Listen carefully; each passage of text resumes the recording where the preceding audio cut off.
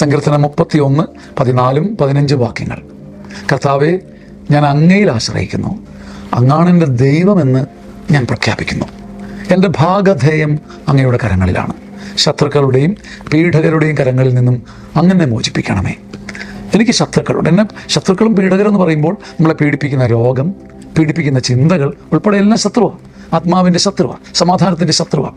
ഈ ശത്രുക്കൾ ചുറ്റി നിൽക്കുമ്പം, ഒരു രോഗം, ഒരു ഭാരം, ഒരു ഭീഷണി നമ്മെ ചുറ്റി നിൽക്കുമ്പം സങ്കീർത്തകൻ പറയുക, അങ്ങാണ് എൻ്റെ ദൈവമെന്ന് ഞാൻ വെറുതെ പ്രഖ്യാപിക്കുക.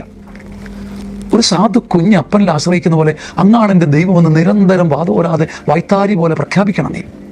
നിനക്ക് ചിലപ്പോൾ തോന്നില്ല, ദൈവം അങ്ങ് മറിഞ്ഞു മാറി ദൂരെ നിൽക്കുന്ന പോലെ തോന്നും. പക്ഷെ നീ പ്രഖ്യാപിക്കണം, അങ്ങാണ് എൻ്റെ ദൈവമെന്ന് ഞാൻ പ്രഖ്യാപിക്കുന്നു. അങ്ങയുടെ കരങ്ങളിലാണ് എൻ്റെ ഭാഗധേയം, എൻ്റെ കാലഗതി, എൻ്റെ ടൈം സ്പാൻ നിൻ്റെ കരങ്ങളിലാണ്. അങ്ങനെ വിട്ടുകൊടുത്ത് ആരാധിക്കാൻ കഴിയുമ്പം മാറിപ്പോകാത്ത ഒരു വലിയ കല്ല് നിന്റെ മാറത്തിരിപ്പുണ്ട് ദൈവ പൈതലേ. ദൈവത്തിൻ്റെ വചനം വന്നു ചേരുമ്പോൾ കല്ലുമാറി കരളിൽ കൃപ നിറയും.